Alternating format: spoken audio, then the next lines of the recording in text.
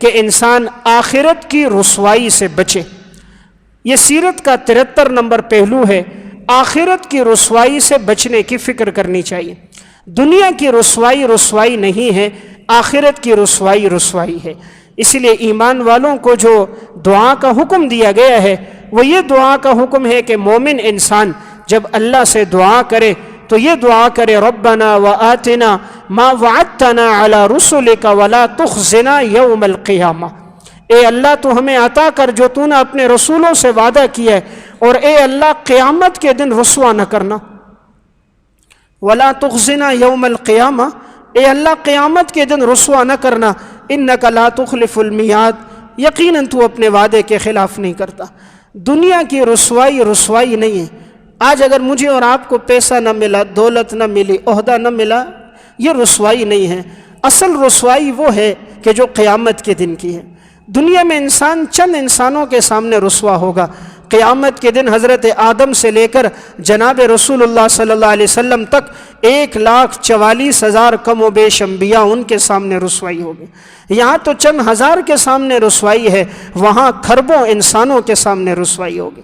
یہاں انسانوں کے سامنے، وہاں رب العالمین کے سامنے ہوگی، وہاں جناب رسول اللہ صلی اللہ علیہ وسلم کے سامنے ہوگی، وہاں بچے بھی، بوڑھے بھی، جوان بھی ہوں گے۔ اس لیے رسوائی قیامت کی رسوائی ہے۔ تو ہمیشہ دعا کرنی چاہیے کہ اللہ آخرت کے دن کی رسوائی سے بچائے، اور آخرت کے دن کی رسوائی سے انسان تب بچے گا جب اس کے پاس نیک اعمال کا ذخیرہ ہوگا، اس کی زندگی اللہ کی اطاعت اور فرما برداری میں گزرے گی، تو وہ قیامت کے دن کی رسوائی سے بچ جائے گا۔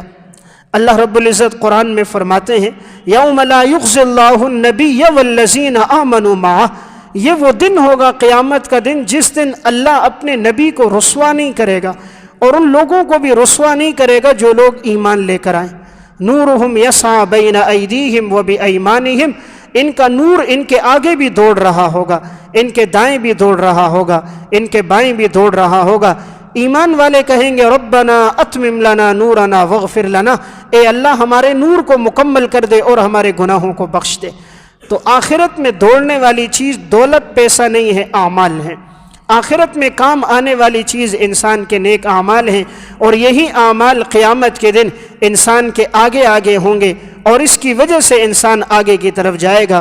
قرآن کریم میں اللہ رب العزت فرماتے ہیں، یوم یقول المنافقون والمنافقات للذین آمنوا انظرونا نقتبس من نورکم، منافق مرد اور منافق عورتیں یہ قیامت کے دن ایمان والوں سے کہیں گے، ذرا ٹھہر جاؤ تاکہ ہم تمہارے نور میں سے کچھ لے لیں، تم ہمارا اپنا نور ہمیں بھی دے دو، آج ہمیں نظر نہیں آ رہا۔ کیونکہ قیامت کے دن روشنی اعمال کی ہوگی، یہ بلب اور بجلی کی روشنی نہیں ہوگی، اعمال کی روشنی ہے۔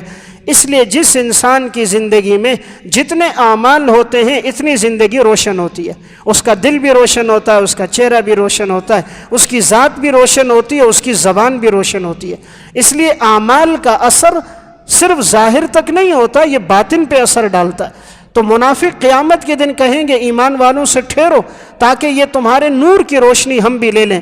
مسلمان کہیں گے، قیل ارجعوا وراءکم، لوٹو لوٹو دنیا کی زندگی کی طرف، یہاں اب نور نہیں ملے گا، فالتمسوا نورا، یہ نور تو دنیا میں ملنا تھا، دنیا میں تم نے اس نور کو، اعمال کو نہ لیا، تم نے چھوڑ دیا، آج کے دن تمہیں نور نہیں ملے گا۔ تو گویا سیرت کا ایک پہلو کیا ہے کہ انسان آخرت کی رسوائی سے بچنے کی فکر کرے۔ میں 2 واقعہ سنا کر اپنی بات ختم کرتا ہوں۔ مسند احمد میں یہ واقعہ ہے، نبی اکرم صلی اللہ علیہ وسلم معراج کے موقع پر جا رہے تھے۔ آپ صلی اللہ علیہ وسلم جاتے ہوئے ایک جگہ سے آپ گزرے تو آپ صلی اللہ علیہ وسلم کو ایک خوشبو محسوس ہوئی۔ آپ نے حضرت جبرائیل علیہ السلام سے پوچھا کہ جبرائیل یہ خوشبو کس چیز کی آ رہی ہے؟ حضرت جبرائیل نے فرمایا کہ یا رسول اللہ یہ خوشبو یہ فرعون کی ایک باندی تھی جو فرعون کی بیٹی کے سر میں کنگھی مارا کرتی تھی، یہ اس کی اور اس کی بیٹیوں کی ہڈیاں یہاں دفن ہوئی ہیں، یہ ان ہڈیوں کی خوشبو آ رہی ہے۔ آپ صلی اللہ علیہ وسلم نے پوچھا یہ واقعہ کیا تھا ان کا؟ تو آپ صلی اللہ علیہ وسلم کو اس کا واقعہ بیان کیا گیا۔ واقعہ یہ تھا کہ یہ جو فرعون کی خادمہ تھی، یہ فرعون کی بیٹی کے سر میں ایک دفعہ کنگھی مار رہی تھی، کنگھی مارتے ہوئے اس کے ہاتھ سے کنگھی نیچے گر گئی، تو اس نے بسم اللہ پڑھ کر کنگھی اٹھائی، فرعون کی بیٹی نے کہا یہ تو نے جو نام لیا ہے اللہ کا، رحمان رحیم کا، اس سے تیری کیا مراد ہے؟ اس نے کہا اس سے مراد اللہ کی ذات ہے، وہ اللہ میرا بھی رب ہے، تیرا بھی رب ہے، اور تیرا جو باپ فرعون ہے اس کا بھی رب ہے۔ فرعون کی بیٹی نے کہا نہیں، رب تو میرا والد ہے، یعنی فرعون رب ہے، یہ تیرا رب کہاں سے آ گیا؟ اس نے جا کر اپنے باپ فرعون کو بتایا، کہا کہ یہ جو ہمارے گھر میں پلتی ہے، آج تو یہ کہہ رہی تھی ہمارا رب وہی ہے جو موسیٰ اور ہارون کا رب ہے، اور اس نے کنگھی اٹھاتے ہوئے اس کا نام لیا ہے۔ فرعون غصے اور جلال میں آیا اور اس نے اس خادمہ کو بلایا اور بلا کر کہا کیا تو موسیٰ کے رب پر ایمان لاتی ہے؟ کہا لے کر آتی ہوں۔ ہارون کے رب پر ایمان لے کر آئی ہے؟ کہا لے کر آئی ہوں۔ کہا مجھے رب مانتی ہے؟ اس نے کہا نہیں۔ اس نے کہا اللہ کے علاوہ میں کسی کو رب نہیں مانتی۔ جب دل میں ایمان آتا ہے پھر انسان کسی سے ڈرتا نہیں ہے۔ دیکھیں عورت بڑی نازک ہے نا، عورت بہت نازک ہے، لیکن فرعون جیسا شخص 20,000 سے زائد بچوں کو جس نے ناحق قتل کیا تھا، کہیں موسیٰ پیدا نہ ہو، لیکن واہ اللہ تیری قدرت، تو نے موسیٰ کو پیدا بھی کیا، فرعون کے گھر میں اس کی پرورش بھی کی۔ اللہ نے اپنی قدرت بتائی، فرعون جس بچے کے پیدا ہونے کو تو روک رہا ہے، ہم اس بچے کی پرورش تیرے گھر میں کر کے دکھائیں گے۔ اللہ نے فرعون کے گھر میں موسیٰ کو پالا۔ تو ابھی یہ فرعون نے پوچھا کہ مجھے رب مانتی ہے؟ اس نے کہا نہیں، اللہ کو رب مانتی ہوں۔ اس ظالم نے یہ کیا، پیتل کی ہانڈی منگوائی اور اس میں تیل ڈالا اور تیل کو خوب گرم کیا۔ جب یہ تیل بھڑکنے لگ گیا تو اس باندی کے چند بچیاں تھیں، چھوٹی چھوٹی چند بچیاں تھیں اور ایک دودھ پیتی تھی۔ فرعون نے کہا اگر تو میرے اوپر ایمان نہ لے کر آئی تو میں تجھے اس کھولتے ہوئے تیل میں ڈال دوں گا۔ اس نے کہا تو بھلے ڈال دے، میں موسیٰ کے رب پر ایمان لاتی ہوں، اس کے علاوہ نہیں۔ اب اس نے کیا کیا، اس کو نہ ڈالا، اس کی بچی کو ڈالا۔ انسان کی ذات پر کوئی تکلیف آئے تو آدمی برداشت کر لیتا ہے، اولاد پہ تکلیف آئے تو برداشت نہیں ہوتی۔ خود بیمار ہو جائے، بخار ہو جائے، تڑپنے لگ جائے، گوارا ہے۔ بیٹا بیمار ہو جائے ساری رات نیند نہیں آتی، بچی بیمار ہو جائے ساری رات تڑپتا ہے۔ تو اب یہاں پر اس ماں نے کیا کیا، اس کے سامنے فرعون نے کہا اس کی ایک بچی کو کھینچو۔ وہ بچی ماں سے لپٹ رہی تھی، اماں جی بچا بچا، یہ ماں دیکھ رہی ہے اس کے ایک بول پر اس کی بچی کی جان بچ سکتی ہے۔ صرف زبان سے یہ بول دیتی کہ فرعون میں تجھے رب مانتی ہوں، بچی کی جان بچ جاتی۔ کیا ایمان تھا، کیا ایمان تھا، کیا ایمان تھا، جس کے ایک بول پر بچے کی جان بچے۔ وہ بچوں کا سودا کر دیتے ہیں اور بچے بھی تیل میں تل رہے ہیں، لیکن بچے کا ہارٹ اٹیک ہو جائے، بچہ مر جائے، صبر ہو جاتا ہے، لیکن بچے کو گرم تیل میں ماں کے سامنے ڈالا جائے۔ ماں سے زیادہ شفیق کوئی نہیں، اس لیے اللہ جب تشبیہ دیتا ہے اپنی رحمت کی ماں کے ساتھ تشبیہ دیتا ہے۔ لیکن اس ماں نے جب یہ دیکھا ہے بچی لپٹ رہی ہے، ماں کہتی ہے بیٹی انتظار کر، جنت میں ملاقات ہوگی۔ کھینچ کر اس کو ڈالا گیا، جیسے ہی ہانڈی میں ڈالا ہڈیاں الگ ہو گئی، جسم الگ ہو گیا، وہیں اس بچی کا انتقال ہو گیا۔ فرعون نے کہا مجھے رب مانتی ہے؟ اس نے کہا نہیں۔ اس نے دوسری بچی کو اس سے کھینچا اور کھینچ کر لے جایا اور اس میں ڈال دیا۔ فرعون تو وہ ظالم ہوا کرتا تھا کہ اس نے اپنی بیوی حضرت آسیہ جب ایمان لے کر آئی تھی، یہ وہ ظالم ہے، قرآن بھی اس کا نقشہ کھینچتا ہے کہ یہ ہاتھوں اور پاؤں میں کیلیں ٹھوک دیتا تھا، کیل، اور وہ بھی عورت کے جسم میں اگر کیل پڑ جائے تو پھر اس وقت اس کی کیا حالت ہوگی۔ تو اس نے حضرت آسیہ کی اور اس فرعون کی یہ باندی اور جو ایمان لے کر آئے تھے ان پر اس نے کیلیں ٹھونک دی تھی۔ جس وقت حضرت آسیہ نے اس پر ایمان نہ لایا، اس ظالم نے کہا تھا کہ اس کی نگاہیں میرے محل کی طرف کرو، اور حضرت آسیہ کے جسم پہ کیلیں ٹھوک دی تھی اور کہنے لگا تاکہ تجھے یہ میرا محل دیکھے، تجھے حسرت ہو کہ تو نے میرے اوپر ایمان نہ لایا، اس کی وجہ سے تیری جان ہم نے لے لی۔ اس موقع پر اس نے ایک دعا کی، اللہ نے قرآن میں اس کا تذکرہ کیا ہے، وَضَرَبَ اللَّهُ مَثَلًا لِلَّذِينَ آمَنُوا امْرَأَتَ فِرْعَوْنَ۔ اللہ بیان کرتا ہے تمہیں مثال فرعون کی بیوی کی، اِذْ قَالَتْ رَبِّ ابْنِ لِي عِندَكَ بَيْتًا فِي الْجَنَّةِ، جس نے کہا اے اللہ تو جنت میں بنا دے میرے لیے محل۔ یہ فرعون کہتا میرا محل، اے اللہ تو میرے لیے جنت میں محل بنا، وَنَجِّنِي مِن فِرْعَوْنَ وَعَمَلِهِ، اے اللہ مجھے نجات دے فرعون اور فرعون کے کارندوں سے، وَنَجِّنِي مِنَ الْقَوْمِ الظَّالِمِينَ، اور اے اللہ تو مجھے ظالم قوم سے نجات دے۔ اللہ نے پھر حضرت آسیہ کو نجات دی اور اس کے بدلے اللہ نے جنت میں بہترین محل تعمیر کیا۔ تو میں بات عرض کر رہا تھا، اب اس کی آخری بیٹی رہ گئی، دودھ پیتی۔ فرعون کہنے لگا میرے اوپر ایمان لاتی ہے؟ کہا نہیں۔ اس نے وہ دودھ پیتی بچی اس سے کھینچی، ماں یہ دیکھ کے گوارا نہ کر سکی۔ بچہ جتنا چھوٹا ہو اتنی شفقت زیادہ ہوتی ہے، اور جب بچہ دودھ پیتا ہو تو پھر ماں کی ممتا تو جاگ اٹھتی ہے۔ اب وہ ماں کے تھنوں کے ساتھ اور ماں کے سینے کے ساتھ گویا لگی ہے۔ جب اس نے یہ دوبارہ چھیننا چاہا، اللہ نے اس بچے کو قوت گویائی دے دی۔ اس نے اپنی ماں سے کہا اماں جی صبر کر، یہ دنیا کی تکلیفیں عارضی ہیں، اصل آخرت کا عذاب ہوتا ہے، آخرت میں ہماری ملاقات ہوگی۔ اس نے کھینچا اور اس بچی کو بھی ڈالا، اور وہ بچی بھی تیل میں اس طرح تل گئی جس طرح کہ ہم تیل میں مچھلی کو ڈالتے ہیں تو مچھلی تل جاتی ہے۔ اب فرعون نے کہا اس کو بھی ڈالو۔ اس نے اپنی زندگی کی آخری خواہش بتائی، اس نے کہا مجھے بھی ڈال دینا، لیکن ایک بات ہے کہ میرے اور میری بچیوں کی ان ہڈیوں کو ایک جگہ دفن کرنا، میری اور میری بچیوں کی ہڈیوں کو ایک جگہ دفن کرنا۔ فرعون نے اسے بھی ڈالا اور اس کا جسم بھی جل گیا۔ جب ان کی یہ ہڈیوں کو یہاں دفنایا گیا تھا تو آپ صلی اللہ علیہ وسلم جب معراج میں جا رہے تھے، مسند احمد کی اس روایت میں ہے، آپ نے خوشبو کو سونگھا تھا، زمین میں دفن ہے، اعمال کی خوشبو فضا میں آ رہی ہے، نیکی چھپتی نہیں ہے۔ انسان نیکی 7 پردوں میں بھی کرے، اللہ نیکی کو ظاہر کرتا ہے۔ اللہ نیکی کی وجہ سے انسان کو عزت دیتا ہے۔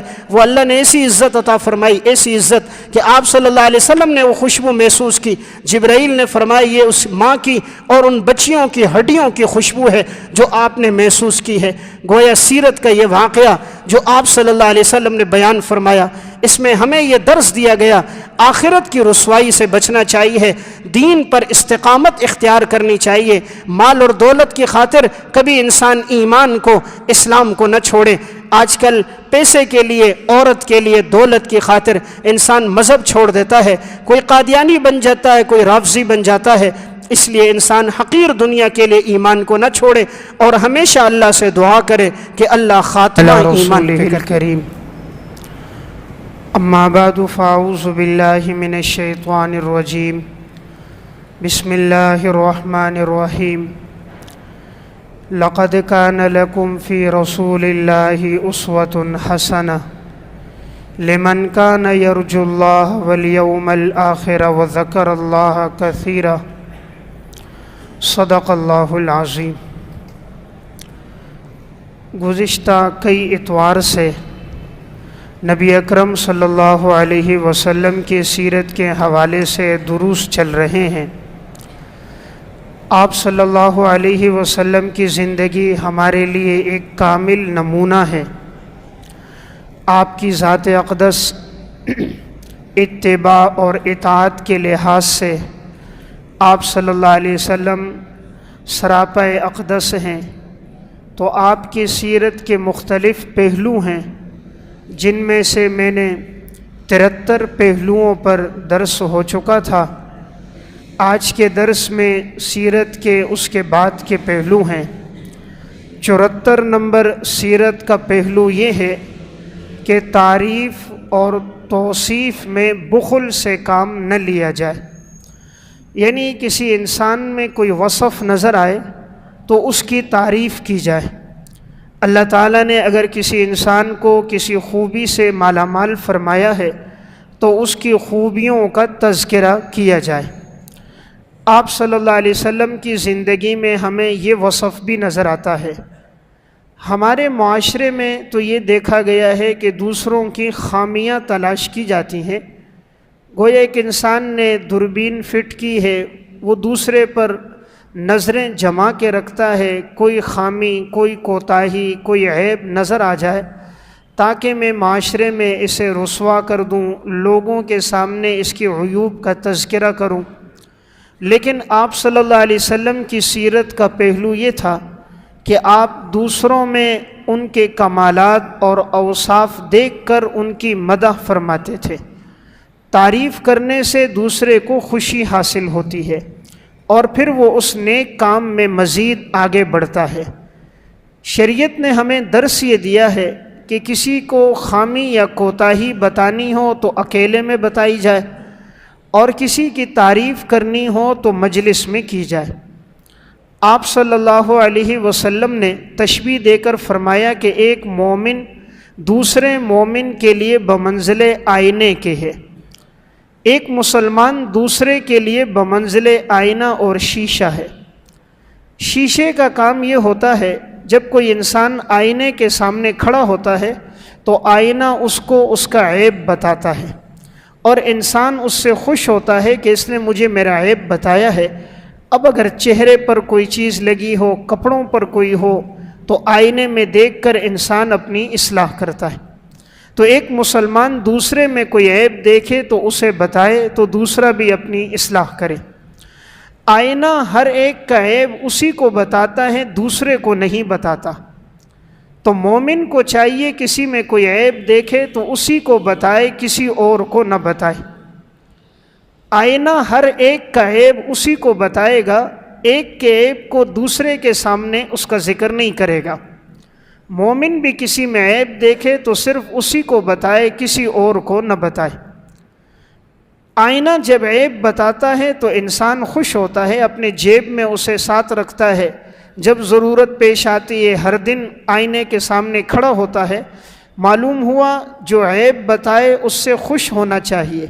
حضرت عمر رضی اللہ تعالیٰ عنہ فرمایا کرتے تھے، جو تمہیں تمہاری خامیاں بتا رہا ہے وہی تمہارا حقیقی دوست ہے۔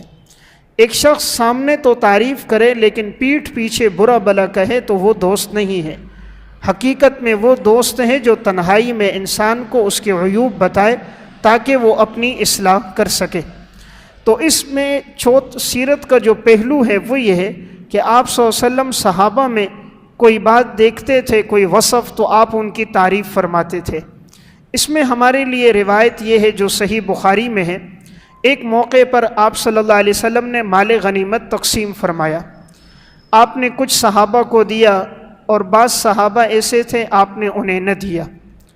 تو ان کے ذہن میں یہ بات آئی کہ حضور نے ہمیں نہ دیا اور فلاں فلاں کو آپ نے مال غنیمت میں حصہ دیا۔ آپ صلی اللہ علیہ وسلم کو یہ بات معلوم ہو گئی۔ حضور کا مقصد یہ تھا کہ حضور اگر کسی کو دیتے تھے یا تو وہ شخص محتاج زیادہ ہوتا تھا، مفلوق الحال ہوتا تھا، تنگ دست ہوتا تھا، یا آپ کسی کو دیتے تاکہ اس کی اسلام کی طرف رغبت ہو جائے، یا کبھی مقصود ہوتا تھا کسی کے شر سے بچنے کے لیے ہوتا، یا کبھی اسے یہ غنیمت دے کر اسلام کی طرف اس کے میلان کا اظہار ہوتا تھا۔ تو آپ نے جب چند ایک کو دیا اور بعض کو نہ دیا، آپ کے سامنے یہ بات آئی کہ بعض نے کہا ہے کہ ہمیں نہیں دیا، تو آپ صلی اللہ علیہ وسلم نے اس موقع پر خطبہ دیا اور آپ نے ارشاد فرمایا، وَأَقِلُ أَقْوَامًا إِلَى مَا جَعَلَ اللَّهُ فِي قُلُوبِهِم مِّنَ الْغِنَاءِ وَالْخَيْرِ فِيهِمْ عَمَرُ بْنُ تَغْلِبَ۔ آپ نے فرمایا میں بعض لوگوں کو مال دے دیتا ہوں اور بعض لوگوں کو نہیں دیتا، ان کے دلوں میں اللہ نے مال کی محبت نہیں ڈالی ہوتی، ان کے دلوں میں استغنا ہوتا ہے، ان کے دلوں میں خیر کے ساتھ تعلق، نیکی کے کاموں میں رغبت ہوتی ہے، اس لیے میں انہیں نہیں دیتا۔ ان لوگوں میں ایک عمر بن تغلب بھی ہیں۔ عمر بن تغلب کہتے ہیں میں اس جملے سے اتنا خوش ہوا جو آپ صلی اللہ علیہ وسلم نے میری مدح میں کہا اگر مجھے سرخ اونٹ مل جاتے، یہ عرب کا سب سے قیمتی سرمایہ تھا سرخ اونٹ، کہا اگر مجھے سرخ اونٹ مل جائیں تو مجھے اتنی خوشی نہیں ہے جتنی مجھے خوشی اس بات پر کہ حضور نے تعریف کرتے ہوئے میرا نام لیا۔ اس سے معلوم ہوتا ہے کہ جس میں کوئی خوبی نظر آئے تو انسان اس کا تذکرہ کرے، اس کی تعریف کرے۔ عموماً دیکھا یہ گیا ہے کہ انسان تعریف کے معاملے میں بخیل ہے، خامیوں کے معاملے میں سخی ہے۔ اگر کوئی چاہے کہ بچے بھی فرما بردار ہوں تو اپنی اولاد میں بھی کوئی خوبی نظر آئے تو تعریف کرنی چاہیے، بیٹا یہ کام آپ نے اچھا کیا۔ جب مدح کریں گے، انعام دیں گے تو اس میں سبقت کا جذبہ پیدا ہوگا۔ آپ صلی اللہ علیہ وسلم نے فرمایا کہ اگر تم اپنی گھر والی میں کوئی عیب دیکھو تو پھر تم دیکھو اللہ نے اس میں خوبیاں بھی بہت سی ڈالی ہیں۔ اگر تم ایک چیز کو ناپسند کرتے ہو تو بہت سی چیزوں کو تم پسند بھی کرتے ہو۔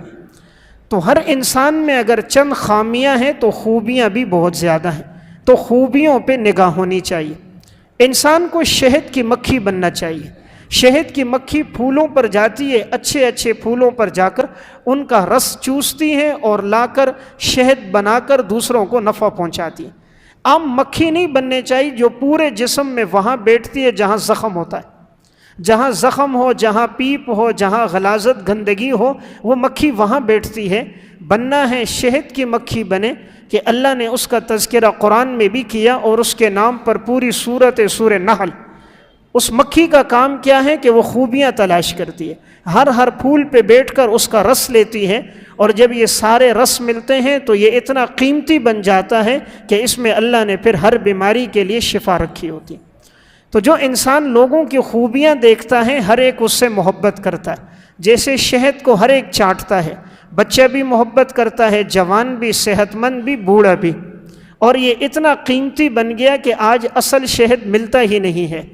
جو چیز قیمتی بن جاتی ہے وہ ناپید ہو جاتی ہے، وہ پھر مارکیٹ میں دستیاب نہیں ہوتی، تو اس کے چند اوصاف ہوتے ہیں۔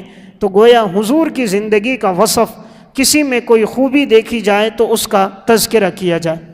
گھریلو زندگی میں کیوں جھگڑے ہوتے ہیں؟ انسان گھر والی میں کوئی خامی دیکھتا ہے تو سب کے سامنے اسے برا بھلا کہتا ہے، اور کوئی بات خوبی دیکھتا ہے تو تنہائی میں تعریف کرتا ہے۔ اگر یہ معاملہ اس کے برعکس کرتا، گھر والی میں کوئی خوبی دیکھی، کوئی اچھی بات دیکھی کہ اس نے مہمانوں کا اکرام کیا، صفائی ستھرائی کا اہتمام کیا، بچوں کی اچھی تربیت کی، تہجد کی نماز پڑھی، تلاوت کی، سب کے سامنے تعریف کرتا، تو یہ نیکی میں آگے سبقت کرتی۔ ہم چونکہ الٹا چلتے ہیں اس لیے نقصان ہوتا ہے۔ تعریف سے آگے بڑھنے کا شوق پیدا ہوتا ہے۔